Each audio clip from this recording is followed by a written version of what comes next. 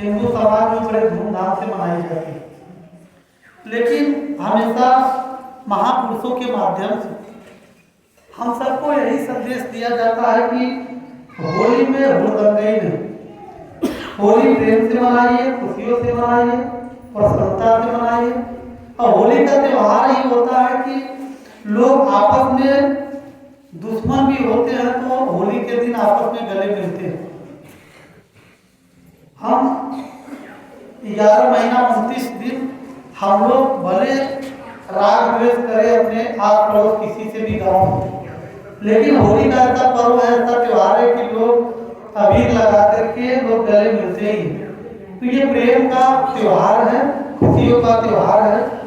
तो शांति से, प्रेम से इस त्यौहार को आप लोग मनाइएगा। और जितने भी त्यौहार सब त्यौहार जोड़ने का त्यौहार, समाज को एकजुटता का त्यौहार होता है। त्यौहार कोई तोड़ने का त्यौहार, किसी भी आप धर्म में हम लोग देखते हैं तो त्यौहार तोड़ने का त्यौहार नहीं होता कि मनुष्यता को तोड़ दिया जाए, मनुष्यता को जोड़ने का त्यौहार होता है। तो होली का पर्व भी जोड़ने का त्यौहार है। तो इसलिए हमारा यही आग्रह है कि लोग देखिए होली में कितना हुड़दंगई करते हैं, कीचड़ क्या क्या तमाम ऐसे केमिकल वाले चीज जो है कम से कम इस्तेमाल करिए। यही हमारा आप सबसे आग्रह और निवेदन है कि आप लोग भी हिंदू समाज से जुड़े हुए हैं तो सभी होली तो खेलते ही हैं, लेकिन आप लोगों से यही निवेदन है कि आप लोग खुशियों से मनाइए, लेकिन कोई केमिकल वाला चीज जो है कि रंग यूज न करें। क्योंकि बच्चों को देखिए, कितने बच्चों का जो है कि ऐसे भी घटनाएं देखने को भी मिला है कि होली के त्यौहार पर बच्चों की आंखों की रोशनी भी चली गई। बहुत से बच्चों को कैसे से केमिकल वाले जो है कि पदार्थ लाते हैं कि आंखों में डाल देते हैं और लोगों की रोशनी भी चली जाती है। और बच्चों को तो बिल्कुल इस सब, और हमको लगता है कि बहुत कम केमिकल अबीर वगैरह में होता है ऐसा, और कम से कम इस्तेमाल किया जाए तो बहुत बेटर रहेगा, अच्छा रहेगा। यही मेरा आप सबसे आग्रह है। और बाकी आप लोग अभी भजनों के माध्यम से, सत्संग के माध्यम से आप लोग सद्गुरु कबीर के विचारों को श्रवण कर रहे हैं। आज देखिए साल बाद तो आज तो होना चाहिए। आज होली का देखिए गीत, होली का गीत जो है भजन होली का होता है, लेकिन शायद सुने कि अभी नहीं, होली का भजन नहीं सुने होंगे ना। होली का भजन अब हमारे गायक लोग भी आज नहीं आए, हमें तो आज लोगों को ढोल हारमोनियम वाले रहने चाहिए। और अब लोग होली के शाम को जो है कि होली की गीत सद्गुरु कबीर की। आज सद्गुरु कबीर को अगर हम लोग देखें तो सद्गुरु कबीर साहब चाहे बसंत हो, होली हो, दिवाली हो, सब पर सद्गुरु कबीर साहब ने भजनों के माध्यम से समाज को जगाने का उन्होंने प्रयत्न और प्रयास किया। और समाज में जाके उसका दुर्भाग्य है, लेकिन सद्गुरु कबीर साहब हमेशा हम सबको जगाने का ही निरंतर प्रयास किया कि मनुष्य का जीवन क्या है, मनुष्य के जीवन का सार क्या है, मनुष्य को जीवन कैसे जीना चाहिए। ये सब पहलुओं पर सद्गुरु कबीर साहब ने हमेशा दृष्टिपात किया और हम सबको निरंतर इस पर दृष्टिपात करना भी चाहिए। धर्म के नाम पर, मजहब के नाम पर नफरत न भूली जाए तो बहुत अच्छा है। आज अपने स्वार्थ सिद्ध करने के लिए लोग समाज में कितनी खाइयां बढ़े, कितनी समाज में नफरत बढ़े, लेकिन आज जितने भी संत परंपरा के महापुरुष हुए, भगवान बुद्ध, महावीर, कबीर साहब, रविदास जी, नानक, दादू दरिया, जितने भी पलटू साहब, भीखा साहब, जितने भी संत महापुरुष हुए हैं, वो समाज को जोड़ने का उन्होंने मार्गदर्शन लोगों को दिया, समाज को जोड़ने का संदेश दिया। लेकिन आज तमाम ऐसे जो है कि धर्म का चोला ओढ़ करके, भेष का चोला ओढ़ करके, लेकिन नफरत की बात करते हैं। और नफरत राष्ट्र का हित नहीं हो सकता है, नफरत से राष्ट्र का हित नहीं हो सकता है। नफरत से शुरुआत आप देख लीजिए, जिस परिवार में नफरत हो, भाई भाई में नफरत हो, वो परिवार उन्नति कर सकता है? वो परिवार कभी उन्नति नहीं कर सकता। सेम वैसे ही राष्ट्र है, अब ये राष्ट्र अपना एक परिवार है, एक अपना घर है। तो हम सब अगर राष्ट्र के लिए अगर हम लोग अगर हमारे सबके अंदर प्रेम नहीं होगा, एकता नहीं होगी, करुणा नहीं होगा, तो वास्तव में ये देश आगे बढ़ नहीं सकता, राष्ट्र आगे बढ़ नहीं सकता। लेकिन अपने स्वार्थ के लिए राष्ट्र का जो है कि चोला लोग ओढ़ करके आगे बढ़ रहे हैं। दिखावा क्यों? दिखावा होना नहीं चाहिए। उनकी भावना कुछ है, उनकी अपनी झोली भरना है, लेकिन राष्ट्र के लिए राष्ट्रवादी सभी बन जाते हैं। तो इसलिए हम लोग सच्चे राष्ट्रवादी बने, सच्चे राष्ट्र के लिए समर्पित हो। और वैसे तो सतगुरु कबीर साहब का जो है कि सर्वव्यापी संदेश पूरे संसार के लिए कि भाई अगर वास्तव में महापुरुषों के अगर हम लोग उनके संदेश को अपने जीवन में धारण कर लें तो किसी के जीवन में नफरत रह ही न जाए, किसी के जीवन में नफरत, क्रोध, ईर्ष्या, राग, द्वेष ये सब दूर हो। लेकिन कोई महापुरुषों के वाणियों को अपने जीवन में धारण करना नहीं चाहता। हम तो देखते हैं कितने भगत जी लोग हैं, हम यही आती है, हमारी माताएं आती हैं, बहनें आती हैं, भगत जी लोग आते हैं। सबसे मेरा आग्रह रहता है, निवेदन रहता है कि सबसे जरूरी है कि आप लोग इस गेट के अंदर पांव रखते हैं तो पांव रखने के पहले ही संकल्प ले लीजिए कि हमें इस पीठ की गरिमा को, इसकी मर्यादा रखना आप लोगों का दायित्व और कर्तव्य है। यहाँ से जाने के बाद यहाँ प्रसाद लेकर के ही आप लोगों को जाना चाहिए। दक्षिणा आप लोग देकर के जाते हैं, दक्षिणा के रूप में हम हमेशा आप लोगों को कहते हैं कि अपने जीवन की बुराइयों को संतों के चरणों में दक्षिणा देकर के जाइए। और यहाँ से संत महापुरुषों के जो दिव्य ज्ञान आप लोगों को मिल रहा है, जो संदेश मिल रहा है, उस ज्ञान को अपने जीवन में धारण करके प्रसाद के रूप में आप लोग यहाँ से लेकर के जाए। और ये हमेशा आप लोगों से मेरा निवेदन रहता है। और क्योंकि देखिए मैं ज़्यादा तो समय नहीं, 1 बजे आरती का समय हम रखे थे, लेकिन हम क्या करें, भंडारी लोग लेट किए और हमारे साहब जी लोग लेट किए। हम हमारी कौन गलती है? हम तो सोचे थे कि 1 बजे तक आरती करा देंगे और त्यौहार का समय भी है और होली का त्यौहार और रंगों का त्यौहार है, तो आप लोग जल्दी घर पहुंच जाएंगे तो अच्छा रहेगा। और हम तो यही निवेदन आप लोगों से आग्रह करेंगे कि होली के पर्व पर आप लोग कोई भी त्यौहार आता है तो त्यौहार के समय पर कम से कम सदगुरु का ध्यान, सदगुरु का सुमिरन जरूर आप लोग 10-5 मिनट बैठ करके किया करेंगे। और होली के पर्व पर हमारे भगत जी बोले कि साहब आज गुजिया बन रहा है। अरे हमने कहा भैया कल तो जो है कि उन्होंने कहा कि भंडारा, हमने कहा तो कल तो अभी गुजिया आज जैसे सबका बन करके सब खाने लगे। और ये जो है कि जो चीज़ प्रसाद बन रहा है नॉर्मली वही बना करके प्रसाद खिलाइए। आज हमारे एक भगत जी, हमारे प्रसादी प्रजापति जी, आज उनका जो है कि इस कार्यक्रम में अपने पिताजी के स्मृति में वो भंडारा में शामिल अपना भंडारा किए हैं। और उनके लिए एक बार धन्यवाद आप लोग देंगे। और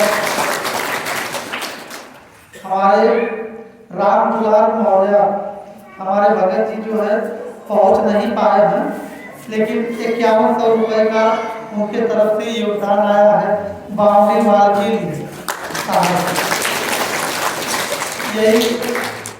ये बन रहा था तो आए थे तो दर्शन के लिए, तो उनको उनके लिए धन्यवाद। हमारे देखिए हमारे प्रकाश यादव जी भैया, उनके पुत्र के तरफ से जो है कि कुछ योगदान आया है, उनके लिए भी एक बार बहुत धन्यवाद है।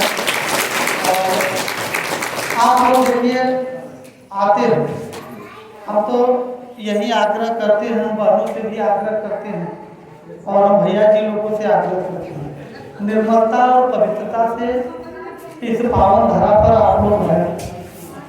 जो भी इस धरा को अगर अपवित्र भाव से इस आश्रम पर पैर रखते हैं, जानते हैं कितने लोग आप लोग पुराने साधक जन भगत जन हैं, जो भी अपवित्रता से इस पीठ पर बैठने का प्रयत्न किया, वो पागल होकर के यहाँ से गया। जो है कि गलत भावना से बैठने की कोशिश किया गद्दी पर, उसका दिमाग डिस्टर्ब ही हो। जो पवित्र भाव से जो रहा वही गुरु के पद पर, गुरु का पद इतना खिलवाड़ नहीं है। गुरु के पद को ग्रहण करना, गुरु के चरणों में अपना शीश रखना, ये बहुत कठिन काम है। समर्पण भाव आज तो अभी हमारे एक भैया जी से मैं अभी महाराष्ट्र से मैं आ रहा हूँ, वहाँ हमारे भक्तजनों ने खूब योगदान दिया। शक्ति पुत्र करके जो है कि एक संत तो नहीं कहा जा सकता उनको, क्योंकि जो संत होता है वो समाज के लिए जीवन जीता है। शक्ति पुत्र के लिए वो दुर्गा माता जी की जो है कि पुजारी है और काफी लाखों की संख्या में लोगों को जोड़ करके रखे। लेकिन जानते हैं उनकी परंपरा क्या है? उनकी परंपरा ये है कि शराब नहीं पीना है और मांस खाना है। शराब नहीं पीना है लेकिन मांस खाना।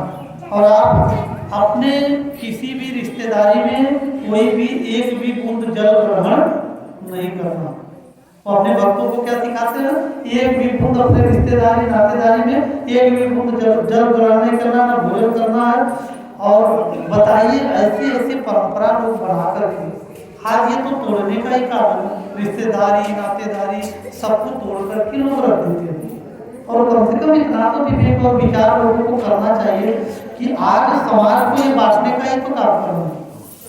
और उन्होंने ये कहा कि भाई समाज जो भी साहब अपने भतीजे अपने बहने को लेकर जब लास्ट समय में तो अपने बहने को ले आकर के और उस पीठ को बहनों को सौंप बताया। तमाम संत वहां थे, तमाम साधु संत देश में थे, लेकिन कोई नहीं दिखा। आज लोगों की भावना परिवारवाद जो है, जातिवाद और धर्मवाद, इसी में लोग जो है उलझ करके अपना जीवन आज हम तो कहते हैं समाज में तो ये तो जहर था ही जातिवाद का। लेकिन धीरे धीरे साधु समाज में अभी देखना हो तो चले जाइए अयोध्या। अगर देखना है तो साधु संतों में भी देखना हो तो चले जाइए अयोध्या और बतला दीजिए किसी आश्रम में कि मैं दूसरे आश्रम से जुड़ा हूँ, गुरुजी हम भोजन भंडार में सेवा देना चाहते हैं। अभी सब पता चल जाएगा। देखिए आपका सरनेम जानने का प्रयास किया जाने लगे। अभी वही पता चल जाए। केवल दिखावा है कि बस मैं भी कोई भी एक परंपरा लोग बना करके रखे। कोई हो तो ये फलाने जात का हो, कोई हो तो मेरे परिवार का हो, मेरे रिश्तेदारी का हो, मेरे नातेदारी का हो। ऐसे लोगों का बताइए ये स्वयं का उनका कल्याण नहीं हो सकता और समाज का क्या कल्याण करेंगे? ऐसे लोगों का कल्याण हो सकता है? वो क्या समाज को संदेश देंगे और समाज को क्या दिशा देंगे? लेकिन ये जो है कि एक टोला जो है कि सियार तो है ही लेकिन सिंह का टोला ओढ़ लेते हैं, खूब दिखावा करेंगे। अभी जा करके अभी हम तो देखा कि दिखावा तो अभी फोटो टेलीविजनों पर, न्यूज चैनलों पर तमाम ऐसे महात्मा को देखेंगे, जाकर के गरीबों के यहाँ भोजन कर लेंगे। लेकिन उनके रियल लाइफ में जाकर के आश्रमों में देख लीजिए तमाम लोगों को मालूम पड़ेगा केवल दिखावा, इसके अलावा कुछ भी नहीं। अब तो एक हमारे भक्त जी आ गए, परम भक्त थे, राम भक्त। हमने कहा तो बोले कि गुरुजी मैं राम भक्त हूँ। हमने कहा चलो भैया, पर हमने कहा सच्चे भक्त हैं? बोले कि गुरुजी बिल्कुल मैं सच्चा भक्त हूँ, राम भक्त हूँ सच्चा। हमने कहा कि तो भाई हम तो सोचते थे कि हम ही केवल राम भक्त असली हैं। तो बोले कि नहीं गुरुजी हम सबसे सच्चे हम राम भक्त हैं। हमने कहा बहुत बढ़िया है। हमने कहा उनके आदर्शों पर बिल्कुल चलते हैं आप? बोले उनके आदर्शों को, उनके जीवन के चरित्र को हम अपने जीवन में धारण करके रखे हैं। हमने कहा चलो भैया तब तो बड़ी अच्छी बात है, मैं ऐसा भक्त तो मुझे चाहिए। और चलिए थोड़ा सा एक जो है मैंने उनका सोचा कि मैं थोड़ा परीक्षा लें। हमने कहा कि चलो भैया हमारे एक भगत जी हैं, यही एक डेरा है बनवासी का डेरा है, बनवासी लोग रहते हैं, उसमें हमारे भक्त हैं और आज भंडारा उन्होंने कार्यक्रम दिया है। तो भाई आप भी सच्चे भक्त हैं राम जी के और मैं भी भगत हूँ, तो मैं भी सच्चा जो है कि अनुयायी हूँ राम जी का। तो हम दोनों लोग चल करके थोड़ा सा वहाँ प्रसाद वगैरह पा रहे। बोले महाराज कैसी बात कर रहे हैं? हमने कहा क्या हो? बोले बनवासियों क्या भोजन करने के लिए कर रहे हैं? तो हमने कहा कि भैया ये कैसे राम भक्त हो? राम जी तो सेवरी का जूठी पर खाए, हम तो आपको शुद्ध भोजन करने के लिए कर रहे हैं, कहते आप ये जो है कि दिखावा क्यों कर रहे हैं, राम के भक्त हो? कहने को तो लोग कहते हैं कि मैं राम भक्त हूँ। हमने कहा चलो बनवासी सेवरी का जूठी पर राम जी ने खाया और तुम राम भक्त हो करके तुमको इतनी घृणा है, कैसे राम भक्त हो तुम? केवल ये एक प्रकार से हम ये कहते हैं कि केवल दिखावा हमें जीवन में करना ही नहीं चाहिए, लेकिन आज लोग दिखावा करके और वो राजी नहीं हुए। मैं कहता रह गया, हमने कहा चलो आप प्रसाद वाले बोले गुरु जी ये कभी हो ही नहीं सकता, मैं उच्च कुल का हूँ, मैं फलाने जाति का हूँ और जो है कि मैं जाकर के नीच जाति के यहाँ भोजन करूँगा। जब ऐसी हीन भावना लोगों के अंदर भरी हुई है तो समाज का कल्याण होगा, हिंदू एक होंगे, हिंदू की एकता होगी। आज जब इतनी नफरत लोगों के अंदर भरी हुई है, जात पात की जहर भरा हुआ है, तो फिर समाज कैसे एकत्रित हो? कभी एक हो ही नहीं सकता। अरे क्या हुआ बाबू?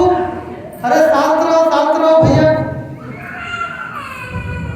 अरे काहे लड़ाई कर रहे हो भैया? बोले सतगुरुदेव की।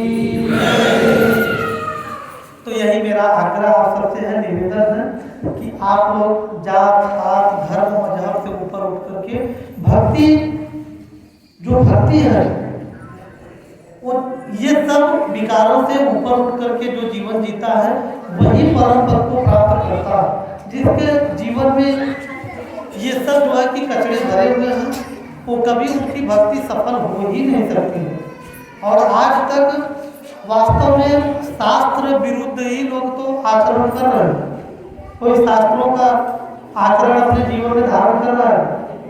तमाम ऐसे अच्छा बुरा सारे शास्त्रों में अच्छाइयाँ भी हैं बुराइयाँ भी, लेकिन जिसको जो चाहिए वो अपने जीवन में ग्रहण करता है। लेकिन आज तक शायद आप लोग बड़े धनभागी हैं जितने कबीरपंथी हैं, कबीर साहब के विचारधारा से जुड़े हैं, तो आप लोग बड़े सौभाग्यशाली हैं। आज भी समाज कबीर पंथ से न जुड़े, इसलिए कबीर साहब को मुसलमान बनाया गया कि हिंदू समाज उनके विचारों को ग्रहण न करें। भले आप मरने के बाद नरक में जाकर जीवन जिए, 84 में भोगे, लेकिन यहाँ लोग आपके अंदर धर्मवाद जातिवाद बनाकर अरे मुसलमान थे कबीर पंथ में चल गए। अब बताइए हमें बचपन में हमें जब हमारा हीरा कोई देखते थे, एक जो है सज्जन देखे ज्ञानी, बहुत ज्ञानी थे और शायद उनका कई गांव में डंका बजता था, लेकिन वो जो है कि हमारा हीरा देखे कहा भैया तू कहाँ फंस गए, कहो बच्चा तू कहाँ फंस गया। हम कहा कि भैया, हमने कहा कि महाराज हम समझे ना, कहा तू कहाँ जुलाने में चल गए। हमने कहा कि महाराज हम समझे ना कैसे जुला, तो कहा अरे कबीरपंथी तू हो गया ना, तोरे हीरा दिखा तो पहले है, तू कहाँ जुलाना का के जुला रहा। तो फिर हमने कहा कि काहे के हिंदू के बहन पिटिया के आप गाली देते हो। अरे आप लोग लिखे है कि विधवा ब्राह्मणी के गर्भ से जन्म लिए कबीर जी, और तो वही सब कहता मुसलमान है, तो उनका पिताजी मुसलमान है, मतलब रहा बड़ा धक्का लगा, बड़ा चोट उनको लगा। हमसे महीनों तक बात नहीं की, बहुत चोट लगा। तो हमने कहा कि ये सब चीजें केवल आज भी लोग देखिए कबीर पंथ आज भी लोग कह करके अरे कबीर पंथ मंदिर को, मस्जिद को, गुरुद्वारा, तीरथ मूरत को नहीं मानती। हम लोगों को टारगेट हमारा, हम लोगों को कबीर पंथियों का नाम सब लेते हैं, लेकिन आर्य समाज का कोई नाम लेते हैं? आर्य समाज का कुंभ मेले में भी कैंप नहीं लगता, क्योंकि वो मानते ही नहीं गंगा में नहाने से किसी का पाप करता है। आर्य समाज जो कि सबसे पुराने सनातनी, उन पर कोई काहे नहीं टिप्पणी करता। कबीर पंथ में सब टिप्पणी करते हैं, उन पर भी टिप्पणी करना चाहिए ना। आर्य समाजी वो तो डंके की चोट पर महर्षि दयानंद सरस्वती जी उन्होंने अपने पुस्तक में उन्होंने लिख दिया, अवतारवाद का उन्होंने एकदम खंडन कर दिया।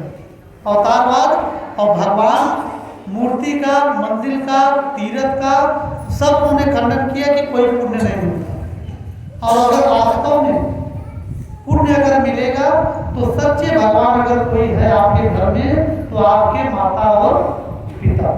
इससे बड़े भगवान आपका कोई नहीं है। लोक के लिए और परलोक के लिए आपके गुरु हैं, जो आपके मुक्ति का मार्ग दिखा, जो आत्म कल्याण का मार्ग दिखा। ऐसे गुरु के शरण में हम सबको जाकर के हमें अपने आत्म कल्याण का चिंतन करना चाहिए।